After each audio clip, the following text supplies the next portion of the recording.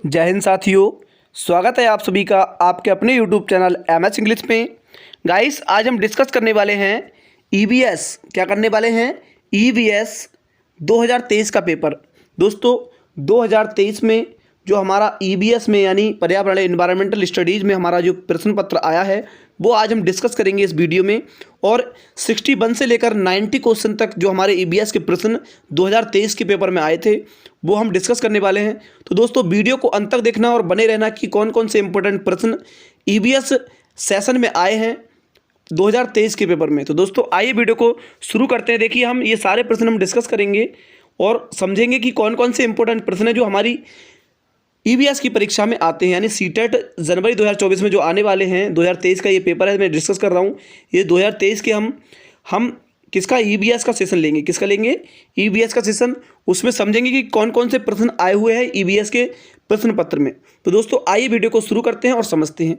देखिए, आज का पहला प्रश्न है, यहाँ पर दिया गया है सबसे पहले एनवायरमेंटल स्टडी, पर्यावरण अध्ययन का हमारा सेशन है आज का। और यहाँ पर देखिए, सबसे पहले निर्देश पढ़ने होते हैं। ये बोला, निम्नलिखित प्रश्नों के उत्तर देने के लिए सबसे सही उपयुक्त और विकल्प का चयन करना है हमें। अब पहला प्रश्न हम करने वाले हैं। यहाँ पर पहला प्रश्न देखेंगे, थोड़ा और जूम कर लेते हैं। पहला प्रश्न हमारा देखिए, 61वां प्रश्न, निम्न में से कौन सा एक भारत का संघ शासित प्रदेश नहीं है? निम्न में से हमारा कौन सा भारत का जो संघ शासित प्रदेश है वो नहीं है? इसमें से देखिए, लद्दाख, जम्मू कश्मीर, मणिपुर या चंडीगढ़। तो देखिए, हमारा संघ शासित प्रदेश की बात हो रही है यहाँ पर। ये प्रश्न प्रीवियस ईयर क्वेश्चन है, सारे प्रीवियस ईयर क्वेश्चन है। ये आपको दिख रहा है पेपर एनवायरमेंटल स्टडी का क्या है, 2023 में आया हुआ प्रश्न पत्र है। तो हम डिस्कस कर रहे हैं। देखिए, कौन सा जो हमारा संघ है जो केंद्र शासित प्रदेश नहीं है?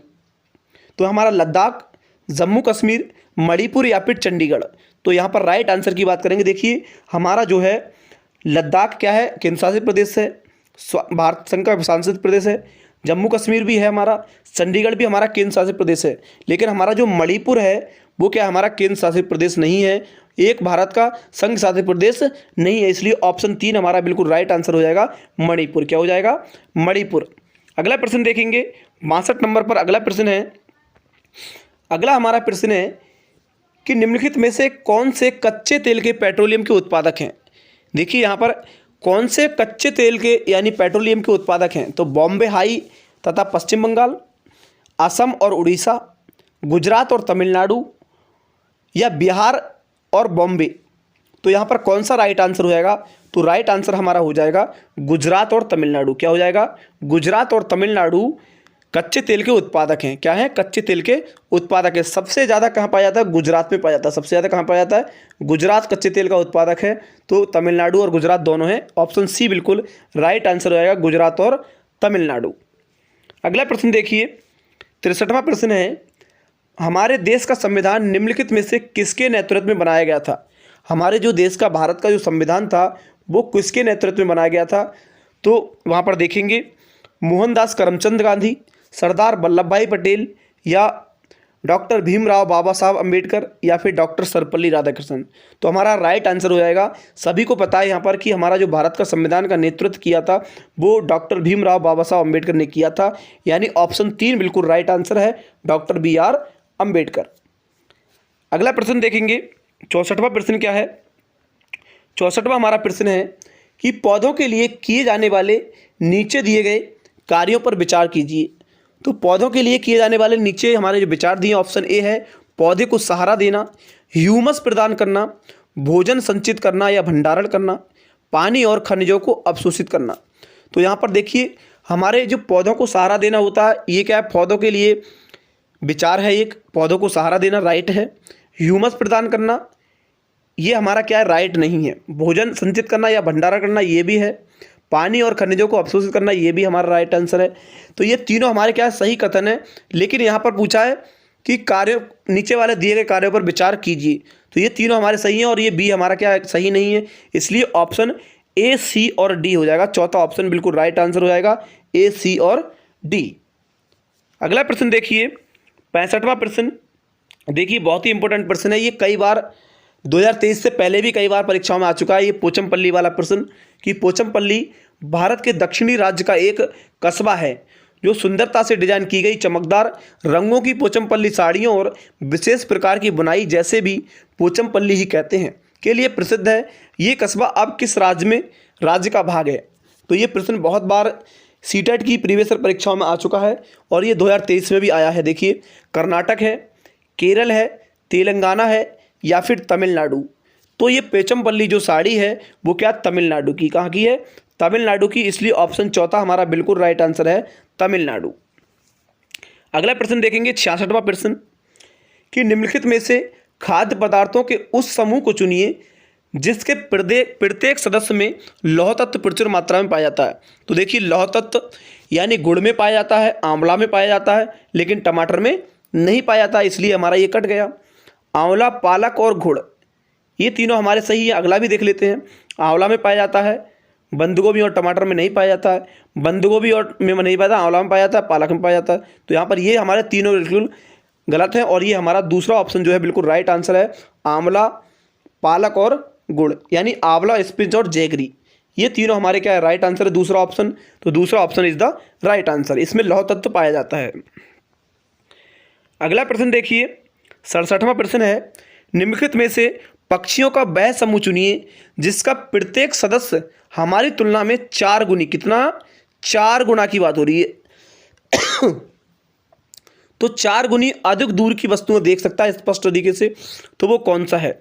अब देखिए, फाख्ता, कौवा और मोर तो देख नहीं सकते, बाज देख सकता है लेकिन कबूतर और तोता नहीं देख सकता, तो ये दोनों हमारे गलत हो जाएंगे। अब कौवा तो देख नहीं सकता, चील देख सकती है, तो यहाँ पर बुलबुल नहीं देख सकती, तो ये भी हमारे तीनों गलत हैं। इसलिए हमारा बाज, चील और गिद्ध ऑप्शन 4 बिल्कुल राइट आंसर हो जाएगा। ईगल, काइट और बल्चर ये तीनों हमारे मनुष्य से क्या है? 4 गुना दूरी का देख सकते हैं, इसलिए ऑप्शन चौथा बिल्कुल राइट आंसर है। अगला देखिए 68 नंबर पर, नीचे दिए किस राज्य के ग्रामीण लोग अपने ढालू छत वाले लकड़ी के मकान मजबूत बांस के खंभों पर धरती से 3 से 3.5 मीटर ऊंचाई पर बनाते हैं? देखिए, प्रश्न में जहां कहीं भी, चाहे वो आपकी सीटेट 21 जनवरी वाली परीक्षा में आया हो या फिर आगे कोई परीक्षा में हो, जहां पर भी बांस के घरों की बात हो जाए तो वहां पर आपको असम ही राइट आंसर मारना है, क्योंकि बांस के जो मजबूत खंभों पर घर जो बनाए जाते हैं वो असम में ही बनाए जाते हैं, इसलिए राइट आंसर हो जाएगा असम। ऑप्शन 3 बिल्कुल राइट आंसर है असम। नेक्स्ट प्रश्न देखिए, नेक्स्ट हमारा प्रश्न है 69वां। भारत के मानचित्र में दिल्ली की स्थिति के सापेक्ष गांधीनगर जो गुजरात की राजधानी है और पटना जो बिहार की राजधानी है की दिशाएं क्रमशः हैं। अब देखिए, दिल्ली के सापेक्ष, किसके सापेक्ष? दिल्ली के सापेक्ष हमारा जो गुजरात है और जो गांधीनगर है वो क्या है? दक्षिण पश्चिम और दक्षिण पूर्व में स्थित है। कहाँ पर? दक्षिण पश्चिम और दक्षिण पूर्व में स्थित है, क्योंकि हमारे देखिए हमारी जो दिशाएं होती हैं वो 4 होती हैं। क्या होती हैं? 4 दिशाएं हैं। तो ये क्या? पूर्व है, पश्चिम है, उत्तर है और दक्षिण है। तो हमारा जो देखिए इधर हमारी क्या पाई जाती है? दक्षिण पश्चिम। इधर क्या जाता है? हमारा गुजरात पाया जाता है। क्या पाया जाता है? गुजराती। यहाँ हमारी दिल्ली पाई जाती है ऊपर, उत्तर में क्या पाई जाती है? दिल्ली। यहाँ पर दिल्ली पाई जाती है हमारी ऊपर की साइड। और हमारा जो दक्षिण और पूर्व में जो हमारा जो पाया जाता है वो कहाँ पाया जाता है? हमारा बिहार पाया जाता है। इधर क्या पाया जाता है? बिहार पाया जाता है। तो दिल्ली के सापेक्ष दक्षिण पश्चिम और दक्षिण पूर्व बिल्कुल राइट आंसर है। साउथ वेस्ट और साउथ ईस्ट, ऑप्शन 2 बिल्कुल राइट आंसर है। अगला प्रश्न देखिए, 70वां प्रश्न है निम्नलिखित में से किसने मटर के पौधों के साथ प्रयोग किए और ये पाया कि मटर के पौधे में कुछ ऐसे लक्षण होते हैं जो जोड़ियों में पाए जाते हैं, जैसे चिकने या खुरदरे, लंबे या बौने, पीले या हरे आदि। तो ये जो मटर का हमारा परीक्षण था वो किसने किया था? जो मटर पर परीक्षण किया था वो किया था ग्रेगर जॉन मेंडल ने। ग्रेगर जॉन मेंडल ने किया था। ग्रेगर जॉन मेंडल जो हमारे पी पर क्या है? पी प्लांट्स पर क्या किया था उन्होंने? एक्सपेरिमेंट किया था। तो ग्रेगर जॉन मेंडल बिल्कुल राइट आंसर हो जाएगा। देखिए कितने अच्छे प्रश्न हमारे सीटेट की 2023 की परीक्षा में पूछे गए थे। तो उम्मीद है कि इस प्रीवियस ईयर पेपर से हमारे 2024 का जो पेपर होने वाला है जनवरी में, उसमें भी यहाँ से प्रश्न पूछे जा सकते हैं। तो देखिए समझते हैं अगला प्रश्न, 71वां प्रश्न। निम्नलिखित में से कौन सा एनसीएफ 2005 के अनुसार ईबीएस पाठ्यक्रम में सुझाए गए 6 विषयों में से एक है? तो देखिए वहाँ पर 6 विषय दिए गए हैं। तो 6 विषयों में से कौन सा है? देखिए, पदार्थ भी नहीं है, प्राकृतिक संसाधन नहीं है, चीज़ें कैसे काम करती हैं ये भी नहीं है, हम चीज़ें कैसे बनाते हैं और करते हैं। तो तीसरा ऑप्शन बिल्कुल राइट आंसर है, things be make and do. Things be make and do, option तीसरा बिल्कुल राइट आंसर है। अगला देखिए, अगला हमारा प्रश्न है, उपाख्यान अभिलेखों में से क्या नहीं दर्ज करना चाहिए?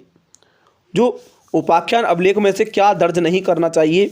तो मुख्य रूप से समस्याग्रस्त स्थितियों की पहचान, निर्णय वाले कथनों को लिखना, मजबूतियों और कमजोरियों की पहचान, बच्चे की रुचियों और संबंधों आदि की पहचान करना।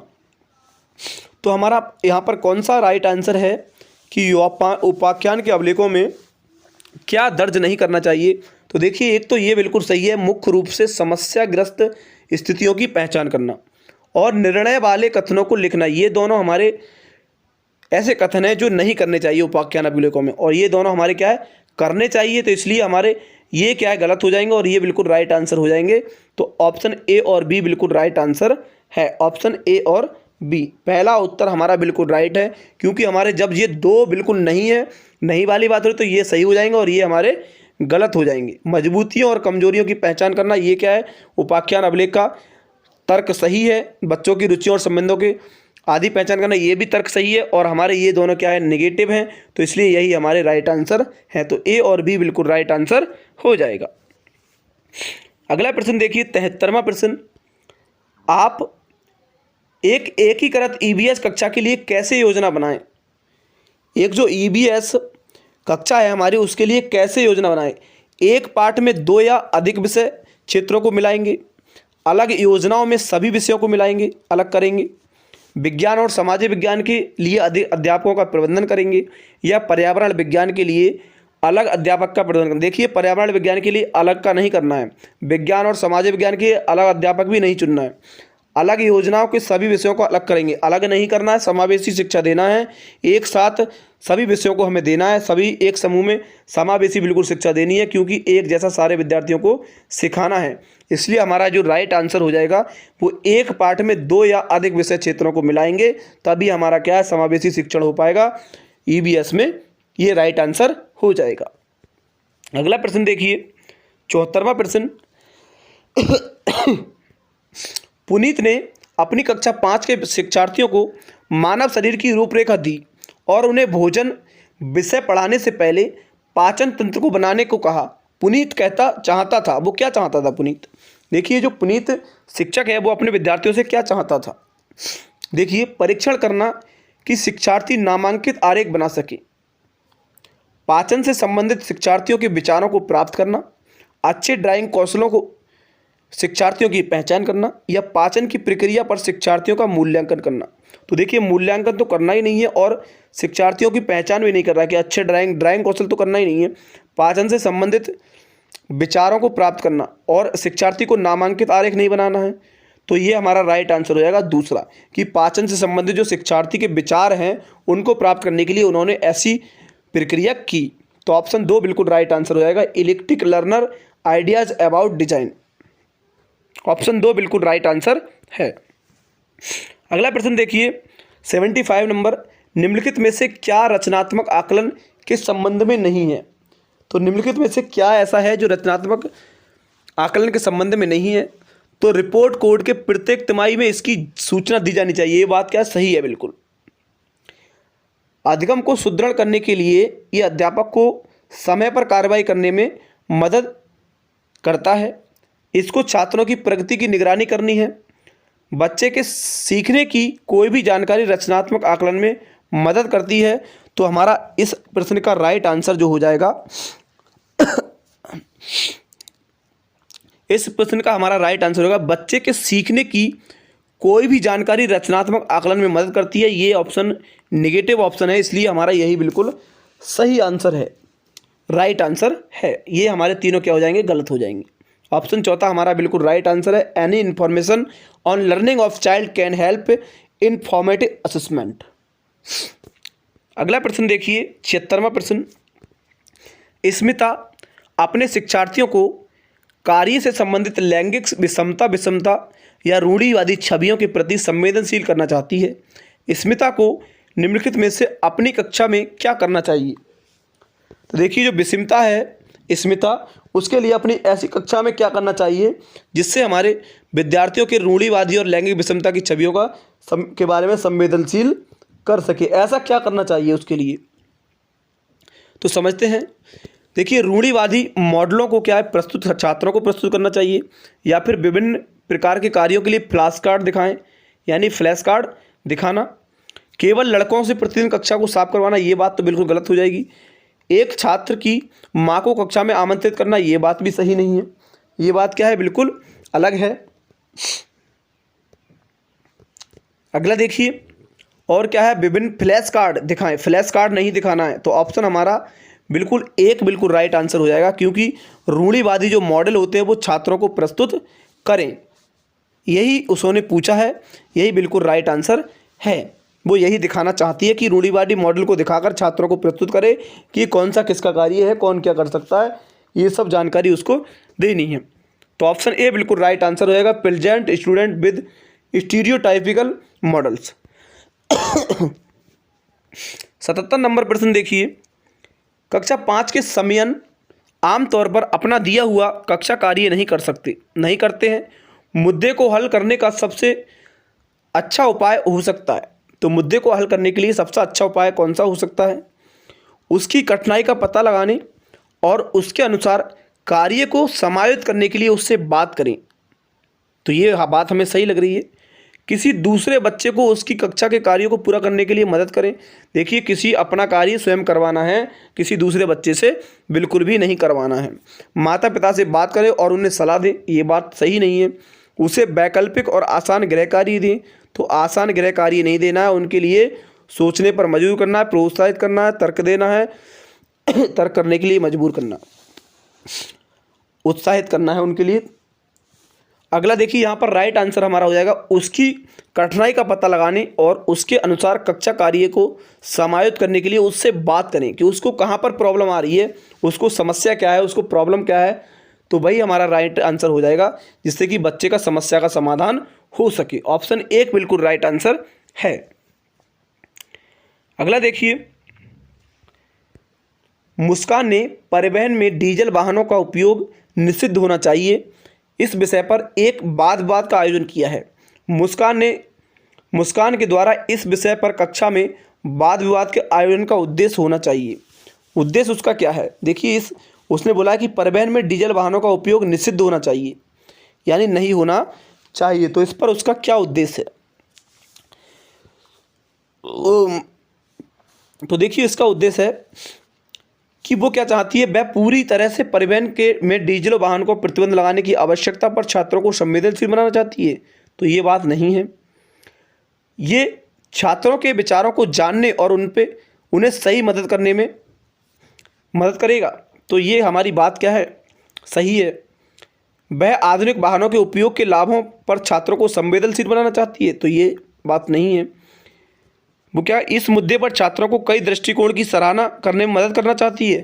तो ये बात भी हमारी सही नहीं है। तो हमारा ये राइट आंसर हो जाएगा, वो हो जाएगा ऑप्शन 2। क्या हो जाएगा, ऑप्शन 2 हमारा बिल्कुल राइट आंसर हो जाएगा कि वो छात्रों के विचारों को जानने और उन्हें सही करने में मदद करेगा। ऑप्शन 2 बिल्कुल राइट आंसर हो जाएगा। It would help to knowing students views and correcting them. Option 2 बिल्कुल राइट आंसर हो जाएगा। अगला प्रश्न देखिए, ईबीएस में मानचित्रण कौशल लैंडस्केप खींचने के कौशल को विकसित करता है, पूर्व अनुमान और गणना कौशल को विकसित करता है, रिकॉर्डिंग कौशल को विकसित करता है, स्थानों की सापेक्ष स्थिति की समझ को विकसित करता है। तो ईबीएस का जो मानचित्र कौशल है वो क्या करता है, इसका जो राइट आंसर होगा वो क्या है। देखिए, लैंडस्केप खींचने के कौशल को विकसित करता है, ये बात बिल्कुल सही नहीं है। पूर्व अनुमान, पहले से भी अनुमान लगा सकता है, ये बात भी नहीं है। रिकॉर्डिंग कौशल को विकसित करता है, ये नहीं है। तो चौथा ऑप्शन हमारा बिल्कुल राइट आंसर हो जाएगा, क्योंकि अंडरस्टैंडिंग और रिलेटिव पोजीशन ऑफ प्लेस की स्थानों की सापेक्ष स्थिति की समझ को विकसित करना ही ईबीएस का मानचित्रण कौशल है। ऑप्शन चौथा हमारा बिल्कुल राइट आंसर हो जाएगा। अगला प्रश्न देखिए, ईबीएस की एकीकृत प्रकृति सहायक है। ईबीएस की जो एकीकृत प्रकृति है वो किस में सहायक है? पाठचर्या के भार को कम करने और विशिष्ट प्रकरणों को पेश करने में, या फिर पाठचर्या के भार को कम करने और शिक्षार्थियों को सफलतापूर्वक रखने में, सीखने में, शिक्षार्थी केंद्रित उपक्रम का पालन करने में।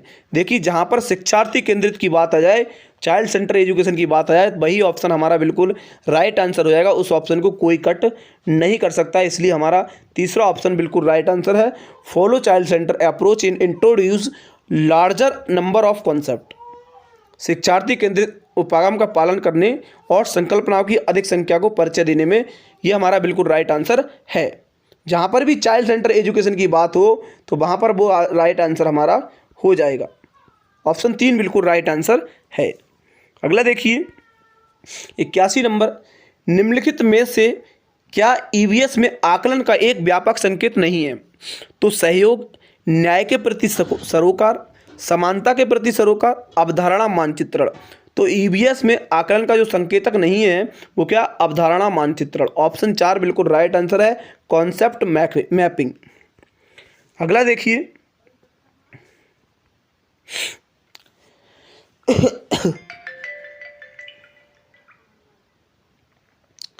अगला हमारा है, कुछ हजार साल पहले भारत में तालाबों के निर्माण के अल-बिरुनी के अवलोकन के आधार पर कक्षा 5 के जो ईवीएस की पाठ्य पुस्तक के अनुच्छेद हैं, इस अनुच्छेद को शामिल करने का क्या उद्देश्य होगा?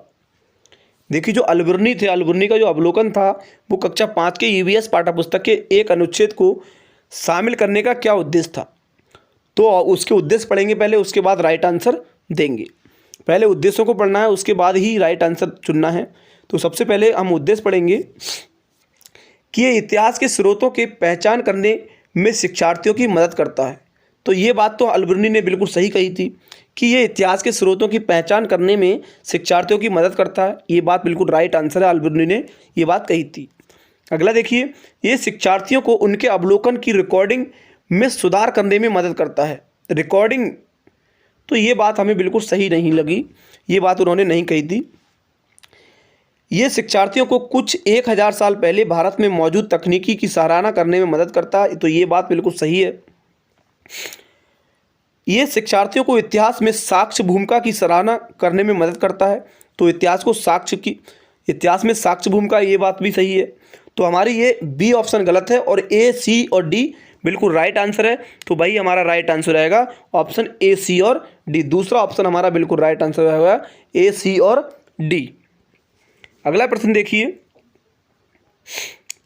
83 नंबर क्वेश्चन है कि अपनी कक्षा में 50 से अधिक छात्रों के साथ वाणी ने एक ऐसी गतिविधि में जोड़ना चाहती है जिसमें सीखने को बढ़ाने के लिए अधिकतम संख्या में इंद्रियां शामिल हों।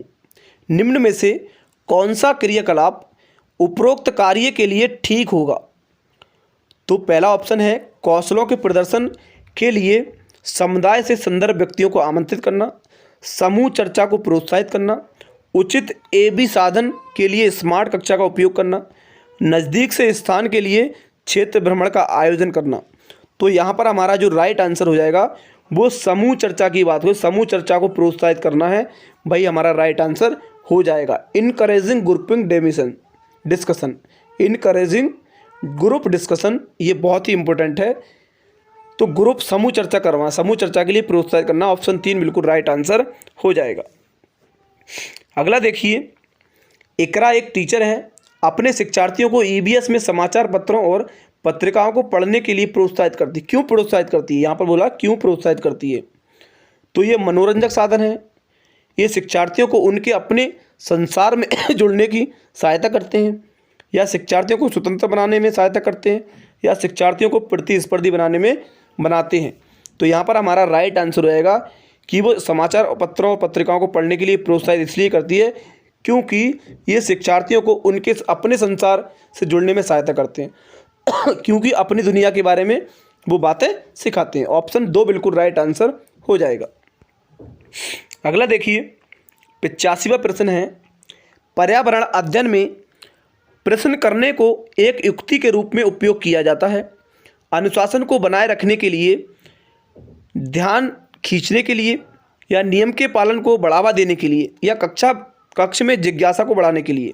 तो यहाँ पर हमारा जो राइट आंसर हो जाएगा वो ऑप्शन 4 हो जाएगा। कक्ष में जिज्ञासा बढ़ाने के लिए राइट आंसर है बिल्कुल ऑप्शन चौथा।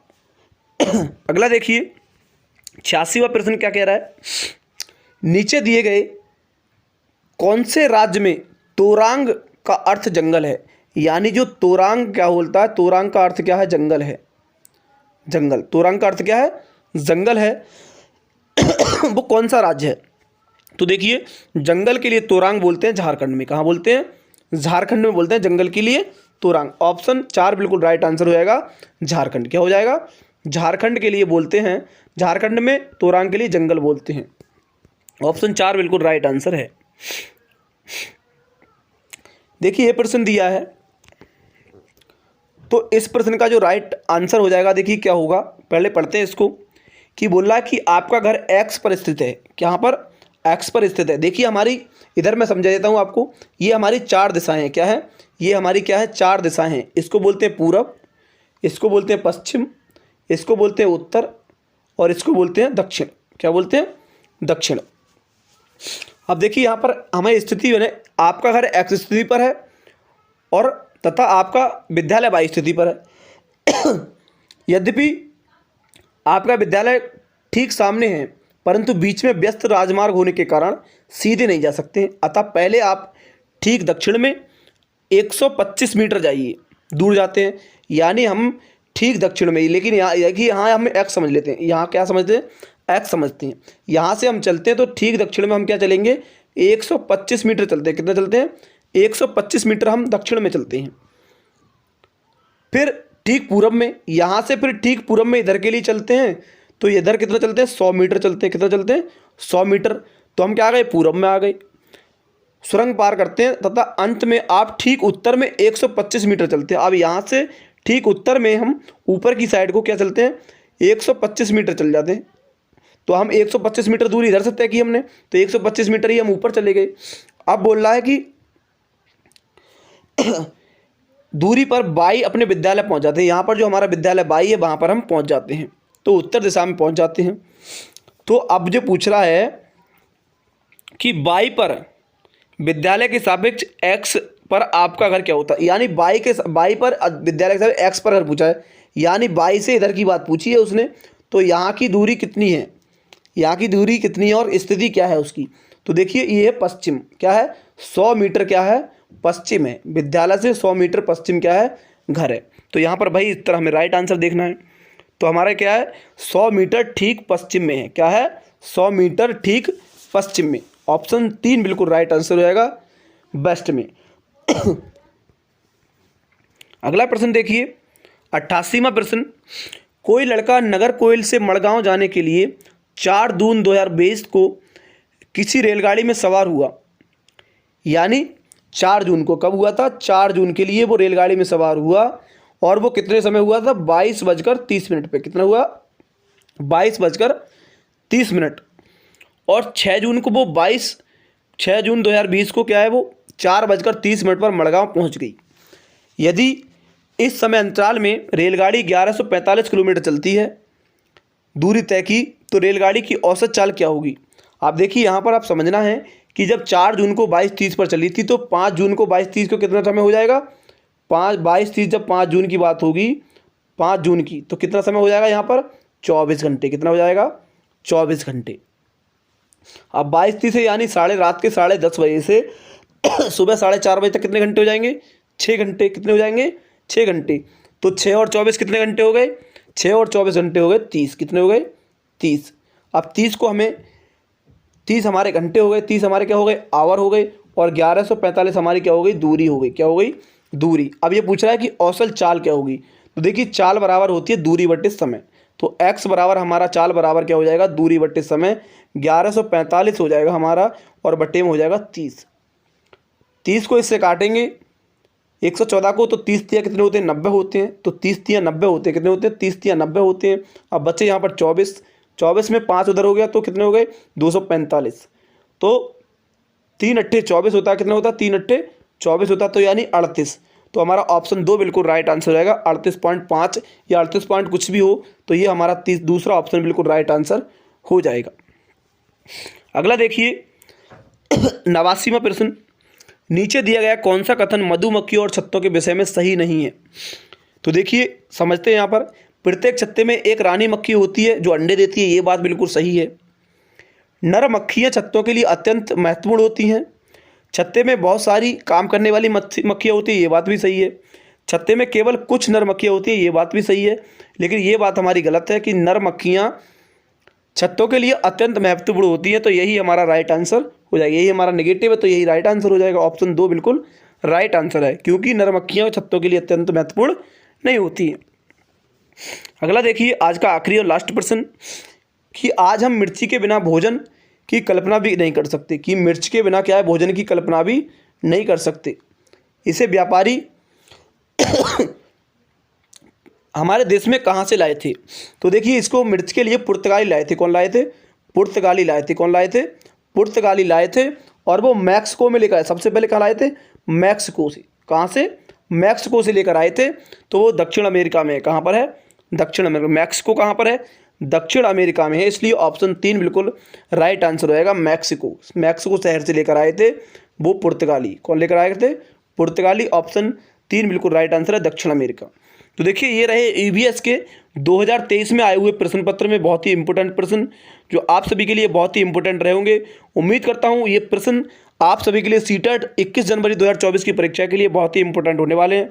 तो वीडियो को समझिए और सीखिए प्रश्नों को, और अगले सीटेट 21 जनवरी में अच्छे से अच्छा प्रदर्शन कीजिए। दोस्तों thank you, best of luck. पहली बार वीडियो पर आए हो तो चैनल को लाइक, शेयर और सब्सक्राइब जरूर करें। Thank you, best of luck.